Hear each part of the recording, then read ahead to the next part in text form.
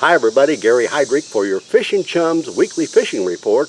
Here it is, the 1st of August. Can you believe this? And what beautiful weather we've been enjoying. Just absolutely gorgeous, unheard of for this time of the year. In fact, I've been fishing out in the Kimberlin City area the last few days, and this cooler temperatures really dropped that water temperature. It had been 89, 90, 91, or 92 degrees this morning when I got out here at Kimberlin City. 84 degrees. Wow, that has really dropped. And I understand this weekend another cool front's moving in, and we're going to be blessed with great weather this upcoming weekend. Boy, I want you to get out there and get bit. Good fishing taking place. We want to talk about on this program, you don't need any high-priced electronics. You know, we're kind of a mom and pop YouTube fishing show. We don't need the great big screen, $3,000 electronics. Any electronics will work as long as they give you a good depth range. And of course it's good to see the fish, but boy, what's important right now is these ledges. Just get your electronics and go up and down like a long point. Go up and down the ledges. That's what keys off. And just find a good spot, any fish activity, get down there, and you're going to catch a big bluegill. Look at Brandon, my buddy. Well, the other day I mentioned this when I was catching this particular bluegill. We were using red hooks, and that makes a difference. Yeah, it sounds funny a little bit, but my buddy Jimmy Houston and I told me a long time ago on a fishing trip, after a cold front moves through any kind of a cool front. This wasn't last week a big major cold front, but it was a cool front to cool things off. He said the next day I always use a red hook. And Brandon and I did this particular day. We caught the soup out of bluegill, and the red hook with the worm paid off more than a gold hook or just a regular hook. Might try it. It's goofy, but it works. Bass, now you can get out this weekend, do the same thing, go out on these long points, get out to 15 to 25, 25 to 35, watch your electronics, any kind of indication of fish. Go with that Ned rig. I call it the Kansas rig. We've used this in Kansas for many years. It was developed by an old boy from Kansas. Anyway, the Ned rig has really been paying off. Just still fish it just right off the ledges and off the end of the points in the deep water. You're going to catch fish. And drop shot fishing's been good too. So bass fishing should be good this weekend out at Table Rock along with the awesome bluegill fishing. Walleye, I want to talk to you folks about walleye because there's been some nice walleye caught in different areas of Table Rock the last week or 10 days. The points have been good. You know, I mentioned the last 2 weeks up around Baxter, the boys have been trolling up there picking up some nice walleye off the points. But anywhere, I think this weekend, you can go at the lower end, you go to Kimberlin City area, go up the White River, the James, just find a good point and get you some night crawlers, earthworms, Belgian worms. Get out there and still fish right off the edge of these points in maybe 18, 25 to 35 feet of water, and just vertically fish those night crawlers or those Belgian worms, and you have a chance of picking up some nice walleye.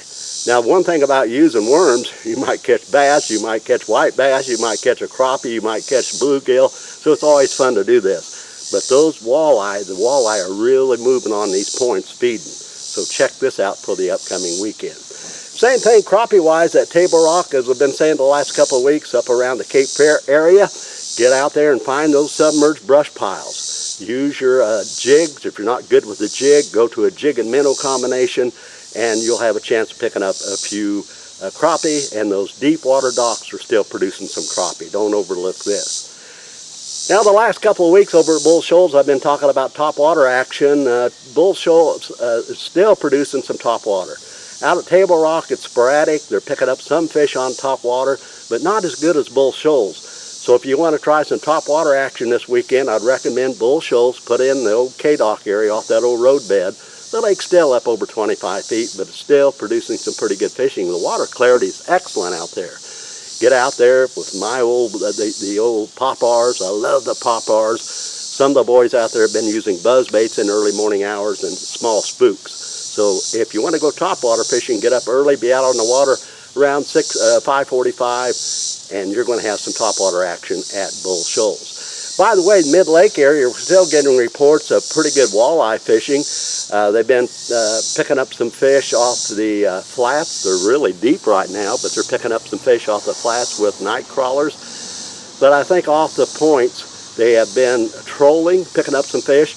And believe me, out there, try some slab spoons. Walleye will really bite those slab spoons this time of the year. And just get out there off of a point or off of a deep water flat and just jig those slab spoons. You'll have a chance of picking up a big old Bull Shoals walleye. Taneycomo, the same thing, guys. I've been preaching for the last month, it seems like. Good fishing out at Taneycomo. You want to take the family out fishing this weekend, go to Taneycomo. You're going to get bit without a doubt. The last month, I think I've been talking about the best fishing has been from Cooper Creek on down to Monkey Island. That area always has good fish. And down around the landing area. And here's a tip for you. Go out around that big bend towards Rockaway Beach. Boy, there's been some nice trout caught there as well. They're using a variety of baits. Night crawlers have been working. The one thing about using night crawlers out at Lake Taneycomo, you'll catch rainbow trout, but once in a while you have a chance of picking up a big old brown trout, and because they love night crawlers. And they've been picking up some fish by Berkeley Power Eggs. I'm still staying with my orange. Put 2 orange on, a little hook, a little split shot up above it, and do some drift fishing down by the landing. Hook around that big bend and head towards Rockaway Beach. You are going to catch fish. Okay, now wrapping up the big show for the week, we want you to do a few things for us. Like and share. Because if you have some friends that you think you'd enjoy this show, share it to them. And they'd like it because we're not just a bass report. We're a fishing report, a family report. We love bass. We love white bass, crappie, bluegill, walleye, trout. You name it, we like to cover it. So be sure to like and share. And be sure to subscribe. It doesn't cost anything. Just push that button, subscribe. That way you never miss out on anything. It's we have some things in between in the reports you'll be advised of, and you'll never miss out on a report if you subscribe. And we've been getting quite a few emails.